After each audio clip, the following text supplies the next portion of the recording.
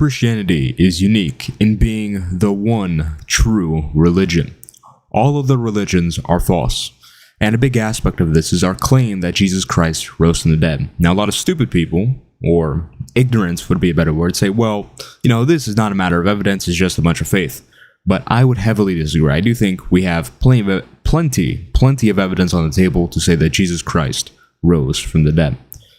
And I'm here to educate those people because, you look at me, it's like, obviously, I'm going to educate everybody. I'm just a G.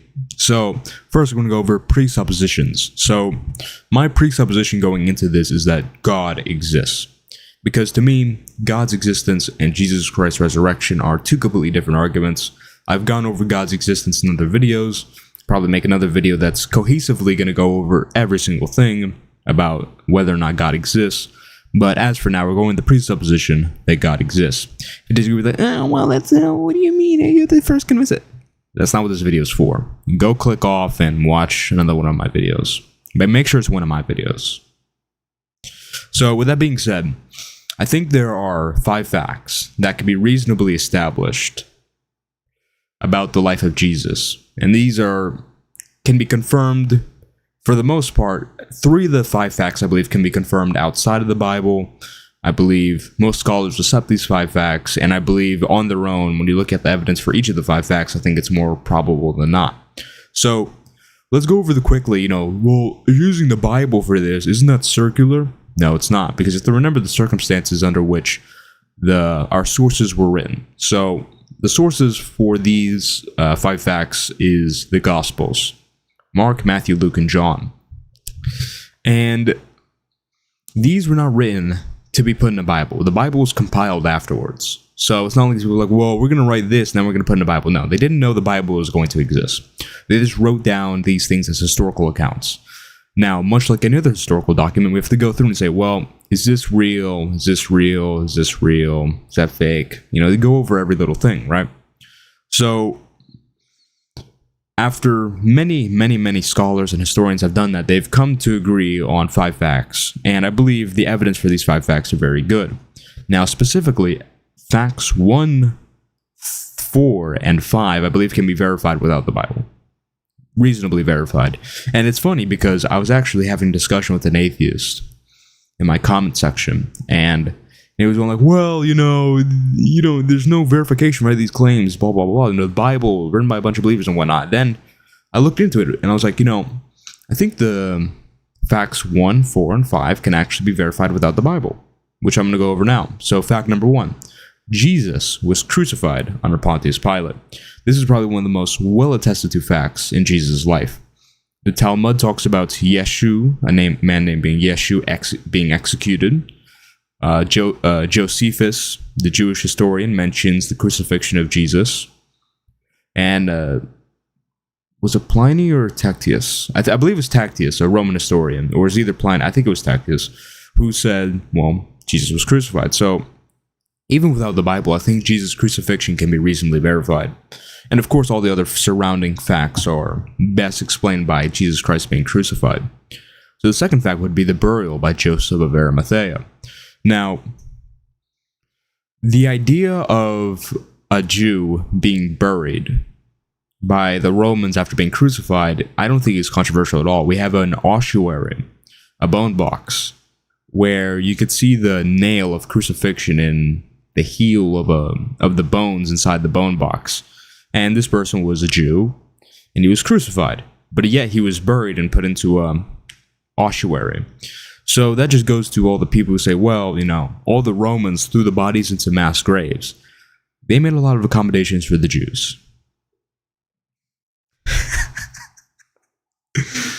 That's funny. That's a funny phrase. Anyways. Anyways. So, Joseph of Arimathea, and Joseph of Arimathea is unlikely to be a made-up figure. This also gives credibility to the burial accounts. Joseph of Arimathea was a member of the Sanhedrin, who, according to the Gospels, didn't consent to this crucifixion of Jesus. He didn't consent to it.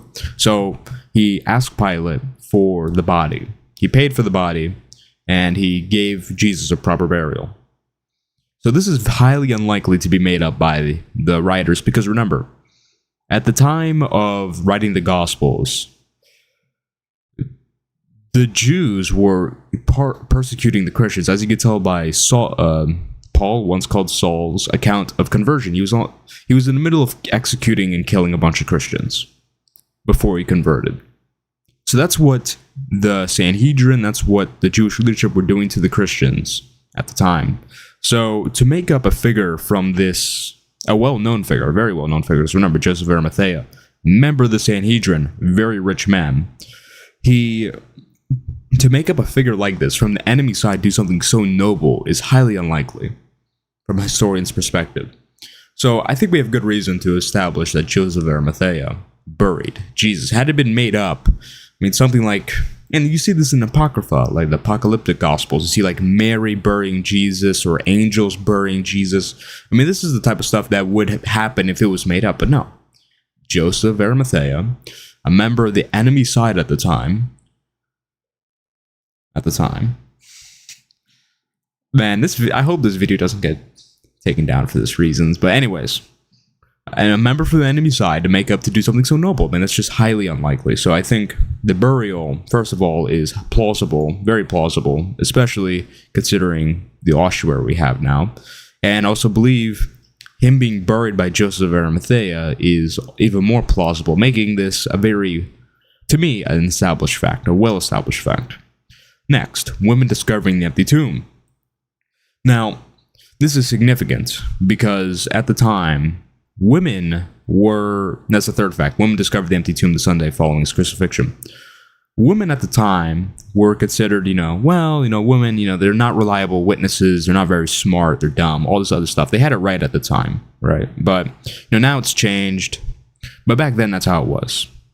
And this makes it really puzzling. If this was a made-up fact, like women didn't actually discover the empty tomb, it would be very puzzling as to why,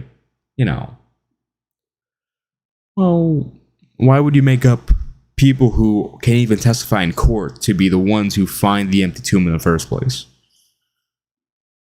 And especially considering, again, the time period. I mean, it would be embarrassing for the writer to say, well, we didn't discover the empty tomb, women did it. That would be embarrassing as well. And again, things were right back then, things are different now. But you have to think from the perspective of how it was before. This is if it was made up, this is a very weird way of going about it. And also, you have to keep in mind that in response to the resurrection claims, the Jewish authorities who knew where the tomb was said, hey, they stole the body out of the tomb. Instead of going like, well, hey, let's open up the tomb. Look, Jesus is right there. Shut up, stupid Christians. Stupid goy. Goy, your Christ has not risen. Look at him. He's in the tomb. But no, they didn't do that. Because, think about the explanation. The disciples stole the body. There must be a missing body to be explained if they're going to come up with something like that. So I believe the empty tomb account is very more likely than not. Therefore, an established fact of these five. So, what about the next two? Fact number 4, the disciples came to believe despite their prior inclinations. Number 5, Jesus' followers held this belief even under the threat of execution. So let's go over fact number 4. The disciples come to the belief despite their inclinations. You have to keep in mind, these people were, Jews, right? And what they believed is the Messiah is going to come, and he's going to conquer Rome and establish the throne of David. Now, compare that to Jesus' story. Jesus' crucifixion was a massive disaster for the disciples. It was terrible. The worst thing that could have happened, because also remember in Deuteronomy in the Old Testament, it says anyone hung to a tree is cursed. So not only is their Messiah false in their eyes at this point because, well, he didn't conquer Rome. In fact, the opposite. He got crucified by Rome, by the Jews told Rome to do it, but he was crucified under Roman authority, and he was hung to a tree, which means he was cursed. This was a massive disaster. It was the complete opposite of what they expected. And you can also tell they expected this because, remember, this is what Judas, and this is partially why Judas betrayed Jesus, this is what Judas thought Jesus was going to do, right? So, this was just a disaster. The disciples, as accounted to, were distraught. Our Messiah is dead. Not only that, he's also cursed. And he didn't do anything the Messiah was supposed to do. So you have to think about it from that perspective. And what a lot of people do, and this is where the Jesus mythicists come in, like, well, what about Apollonius of Tyana? It's the same story, blah, blah, blah. I'm not really going to get into that because it's more so about Jesus not existing rather than the historical facts. But you have to look at things through the proper lens. Because what a lot of these Jesus mythicists do is they look through the lens of Roman pagan mythology. And these people didn't believe in that. They didn't believe in it at all. These people were Jews. They believed in monotheistic Orthodox Judaism. That's what they believed in. So from that perspective, these disciples, the prior belief is that, well, we're screwed. We paraded around this heretic. We've done a massive disservice to God. That's the first thought. But even despite that, how crazy is it that they would come to believe? Now, that only goes for the disciples. In fact, this fact is actually not just disciples, but also enemies and skeptics came to believe. For example, with disciples, well, they followed Jesus. How could that, some retards are like, how could that count? The disciples follow Jesus. Well, guess what? We also have two other conversions to be explained. James, brother of Jesus, and Paul. So let's go over James first. James didn't even believe in Jesus' claims. James was not a follower of Jesus. Yet, after the appearance he experienced, he came to believe in this idea that his brother, that he never thought. If you have a brother, imagine this. Your brother's going around saying he's the son of God. It's like, bro, this guy's crazy, right? But then you actually come to believe, what would have to happen? It's not just, well, you don't just make up your brother and just believe a bunch of other people. Just make up your brother being the son of God. That's just crazy, especially considering James was also a Jew. Now, Paul, he was in the middle of killing Christians, yet he still experienced this appearance, like all the other disciples. These people experienced appearances that they came to sincerely believe were actually Jesus. It has to be explained. And I do think that's a well-established fact, being fact number 4. Now, fact number 5 would be Jesus' followers held this belief even under the threat of execution. Now, if someone made something up, right? If you put a sword up to their neck and like, hey, boy, if you lied, tell me or we're going to execute you. All you have to do to avoid the execution that we're going to give to you, right, is you just have to say you made it up. Now, truthfully, most people, especially if they lied, they'll say, yeah, I lied. But even some people who are actually telling the truth would be like, okay, I made it up, even though they didn't, because, it's our natural human instinct to not have a sword chop our heads off. But think about it. These disciples, for the most part, were martyred, like Peter, Paul, James. People were stoned, crucified upside down, beheaded, this type of stuff. These people, even under that ultimatum, even under that threat, didn't cave. They held the belief even up to execution. Now, this really can only be explained in two ways, and that's an established fact, by the way, but there's really only two ways to explain it. Either they sincerely believe, right, and this goes to fact number 4, they sincerely believe it.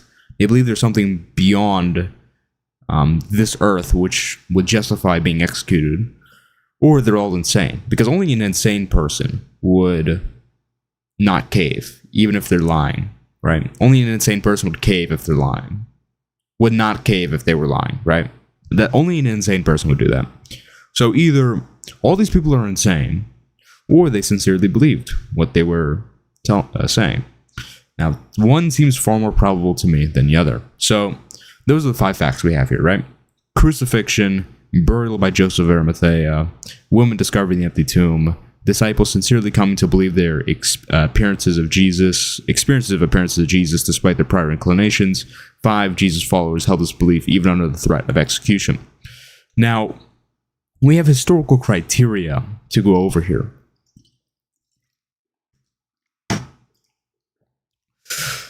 So, by the way, I'm going to make and put this into an ebook form. Probably put the link in the description later on. It's not ready yet, but as far as historical criteria goes, we have criteria like explanatory scope. This is finding the best explanation of a certain set of facts, right? Explanatory scope. A good historical explanation should explain or a majority of all of the facts, right? Should have explanatory power. Should make the observed facts more likely than not under other circumstances. It has to be plausible, right? It has to be plausible considering historical and cultural context. It also has to not be ad hoc, meaning it doesn't add a few non-evidence assumptions. Rely on as few non-evidence assumptions as possible, and consistent with accepted beliefs. So, under this criteria, a regular historian's criteria, no special pleading, the hypothesis that Jesus Christ was risen by God is the best explanation. Now, in order to affirm something as the best explanation, you obviously need other counter explanations to debunk, in a way. And really, the counter explanations I see are very, very weak. So there's ones like Jesus didn't actually die. Well, what about the empty tomb? What about the appearances? Well, actually, that would explain the appearances. But it doesn't fully explain the appearances. Like, okay, yeah, they saw Jesus, but it's more than just seeing Jesus. I mean, they saw him and thought he's risen from the dead. I mean, think about this is what happened to Jesus, right? Let's go down the line. Jesus didn't actually die. Let's see how this goes. Jesus is scourged, which leads some people with their guts spilling out. I mean, some people don't even get to the crucifixion because they die by the scourging. He couldn't even carry his cross up to the mountain. He gets, hit by a spear, and blood and water comes out, sign of asphyxiation. I mean, that in of itself disproves the theory, but let's look past that. He gets, the Romans, the professional executionists somehow let one of the most high profile criminals survive his crucifixion. He's buried into a tomb. I mean, how does he even get out? I mean, it's a rock-hewn tomb, right? It's a tomb and then they roll a rock in front of it, right? That's what it was. So the rock is like, I think last time I checked, it's like 600, 700 pounds. So this frail man that somehow survives something that, I mean, at the first stage, a lot of people die, but somehow he's just survived all of this, and he hasn't died by bleeding out or anything like that. I mean, that already seems impossible, but whatever. Let's say that he pushes over the 600, 700 pound rock, and then he just scampers away. That theory is so retarded. It doesn't make any sense. And again, like this, the way the appearances are accounted to in the Gospels doesn't give off this message like, well, this guy, he would be covered in blood, he would be frail, he would be walking around. Like, they wouldn't come to this belief that he actually resurrected. They would probably come to believe that he somehow survived. Right? They didn't come to the belief that he somehow survived. I mean, he probably, when he came to them, he probably wasn't full of blood and all these different. I mean, he had the crucifixion scars and whatnot, but not this covered in blood, which he would be this frail mess. I mean, the idea that Jesus didn't actually die is crazy. No way. Now, next, the hallucination theory. So basically, all of these disciples that experienced Jesus, including James, including Paul, well, all these people just hallucinated Jesus. And to me, that doesn't seem plausible. I mean, what about the empty tomb? It doesn't explain the empty tomb at all. You have to couple it with some other theory, but then it becomes ad hoc, right? It's implausible because, I mean, someone hallucinating a person that was dead now being in front of them, right? Sure, okay, I guess that happens, but actually believing, well, now they're alive, that's already rare. And especially considering their already held Jewish beliefs, they would probably believe Jesus ascended to heaven or something, right? Not just appear right in front of them. They had no concept of a rising and dying Messiah. So, I mean, an average person, first of all, I don't think believes. I believe the average person doesn't even hallucinate that a person that was dead being right in front of them, let alone actually believing, well, now he's risen from the dead. No, but now we're saying, well, not only this guy did that, but this guy, on multiple different occasions, under multiple different circumstances, all at the same time. Bro, like, just say you don't want to believe in God. You don't want to believe in Jesus as the Messiah, because how can you even reconcile that? And plus, also remember, James converted after an appearance. I mean, James, again, remember the circumstances I went over. After those circumstances, James hallucinated that Jesus Christ rose, and he actually came to the conclusion that Jesus Christ rose. Yeah, sure, bro. Paul, middle of killing Christians, somehow has this hallucination. All of them hallucinated. Seems like ad hoc special pleading to me. Now, what about the wrong tomb theory? So this theory proposes that the disciples and the woman, maybe I'll believe the woman, but everyone went to the wrong tomb, basically. And it doesn't explain the experience of Jesus after his burial, right? Because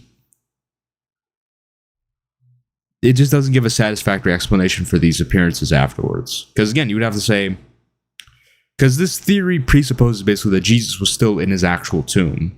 So you would have to say that these people all hallucinated Jesus. Which, again, that just falls, again, it becomes ad hoc, because you're just adding new, not evidenced suppositions. But it adds another theory on. We already went over the hallucination theory. And it's also very implausible, because, okay, women went to the wrong tomb. I can believe that, but on a serious note, the odds of the woman going to the wrong tomb is already unlikely. That's unlikely. I mean, this was their Messiah. This was like the Son of God to them, right? They followed this man. The odds of them going to the wrong tomb is very unlikely. And also, remember, the tomb would have been a very familiar location, considering his followers. And also, Joseph of Arimathea buried Jesus. Joseph of Arimathea was a very well-known figure. It's very likely that they knew where the tomb was. And also, they would have to go to the wrong tomb multiple different times. So that makes it a little more unlikely. And also, realize the Jewish authorities and the Roman authorities also accounted to the tomb's location by, remember, the Jewish authorities said, hey, they stole the body. Right? So, in order to say that, there must be an empty tomb. Which, if they went to the wrong tomb as well, that would mean they also forgot. Although the man who literally was in charge of burying Jesus was a part of the Sanhedrin. So, the woman forgot, the disciples forgot, Joseph and Arimathea forgot, everybody forgot. That seems like a very unsatisfactory explanation to me. Because, like, imagine, go over all these facts, right? And so I was like, well, I think they just forgot. Ad hoc.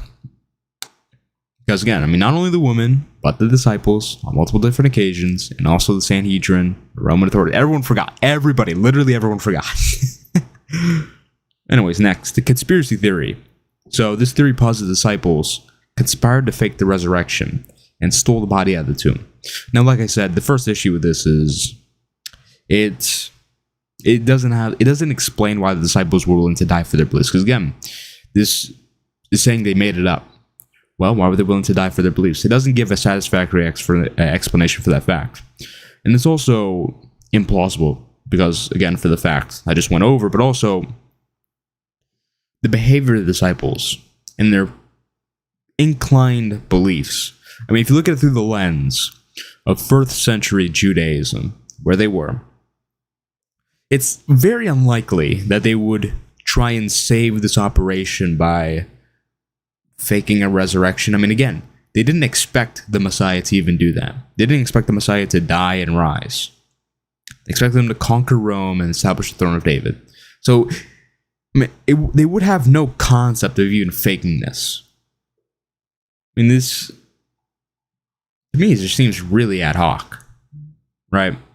And of course, a bunch of risks and logistics. There was guards at the tomb. They would have to, roll over this rock, put the rock back up. Very risky deal here. If they were caught, they probably would have been executed.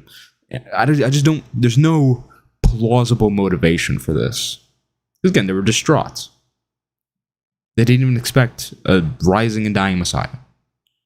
So, I think the explanation, God raised Jesus from the dead, is far stronger than that one. Now, what about David Hume's objection? Basically, well, we can't identify miracles because miracles are unlikely, and the prior probability is that the miracle didn't happen. So,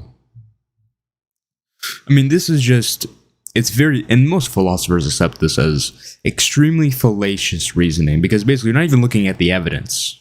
You just go like, well, people don't rise from the dead, so therefore other explanations are more likely. You don't even look at the evidence.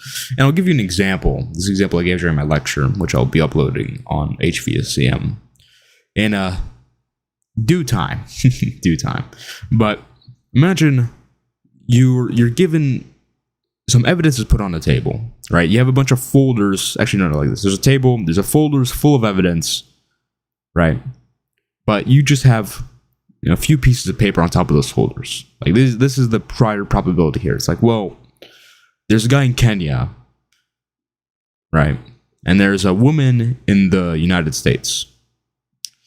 And this person from Kenya never took a plane to the United States. He's never been booked into the United States. No record of going to the United States, right? Official record. But the claim is this man from Kenya killed this woman in America.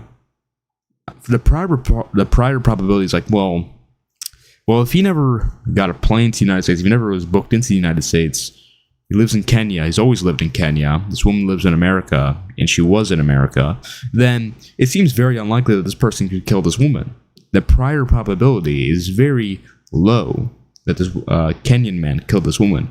However, you open up the folder, like David Hume, like, okay, well, it's over now. But, an actual rational person would open up the folders of evidence, right? And would get links to videos of this guy from Kenya going to the boat, sailing the seas all the way into America, getting past Border Patrol, because we know that's easy. Getting past Border Patrol, whatever border he goes to. There's video of him, slashing the woman, right? I don't say the actual words, I don't want this video to get flagged. Although, I've already said a lot of stuff in this video I probably shouldn't say on YouTube, but slashes the woman. There's video evidence of that. Then you see him on his boat going back to Kenya. Now, it becomes highly, highly likely that this man killed this woman. Right? But the prior probability was low. So, when you're looking at anything, you have to look at the evidence rather than just the prior probability. Very fallacious. Now, what about extraordinary claims require extraordinary evidence? So this is the stuff like, Keith M. Parsons, extraordinary claims require extraordinary evidence. You don't need extraordinary evidence in this case. And I don't even know, what does extraordinary evidence even mean? It's kind of a nothing word, but in any case, all you need to show is that, well, Jesus was alive, he died, and then he resurrected. So, extraordinary claims require extraordinary evidence. Kind of a nothing word. It's a nothing phrase. People just use like, well, what it really means is, well, you can't really prove it to me, because what does extraordinary evidence even mean? Now, we have the libtards of Christianity who go like, well, it wasn't a real resurrection. It was a spiritual resurrection. John Crossan, MLK Jr., Shelby Spong, these people, right? And really, I think it's just an excuse, because all of the evidence, these people are already Christians. I don't see any positive reason for believing this over the physical resurrection hypothesis. But I think it's really just an excuse to be a liberal Christian, because liberal Christians like, well, everyone can be saved. It's not the one true religion, all this other crap. These people aren't real Christians. So with all that being said, those are my reasons for accepting the resurrection of Jesus. Now, this is all part of a bigger movement here, right? So it's important because this establishes the Christian faith. And when the Christian faith is established, I believe everyone has duties and roles. And this is where I differ from a lot of Christians. And I think the way I differ is quite disappointing, because I think everyone should understand this. Right? The bigger picture is, okay, well, Jesus Christ rose from the dead. That verifies his claims, which means he's the Son of God, which means Christianity is true. Well, that means the Bible is true. Okay, well, let's go into the Bible. You see stuff like provide, protect, all this other stuff. Those become your roles. Those will become your God-given roles as a man. Speaking of men here. Although, I mean, maybe women saw me... Well, I don't put my face in the thumbnails anymore, so I doubt there's any woman here. If I put my face on the thumbnail, there'll probably be a bunch of women here. But anyways, realize the bigger picture here, okay? Provide, protect, all these different things. This means it becomes a God-given command to do these things. So, you're now defying God's command if you're some fat dude, if you're some scrawny dude, if you're not someone who knows any combat at all, if you're not someone who is striving to be in a position to provide for their families, this, that, and the third. That becomes objectively wrong in a sense, because it's God's command. So, I think that's a very important point for our movement, because we're all about building back Christian men, right? And without Jesus' resurrection, there would be no objective anchor to this. It would just be like, well, I kind of want to live a nice life, so I'm going to do these things. No. Now it becomes an objective anchor. I have God to please. So with all that being said, if you'd like to join the movement, check the links in the description, Discord or website, Instagram, all this other stuff. Follow me on all platforms. I do unique stuff on each one. See you in the next video.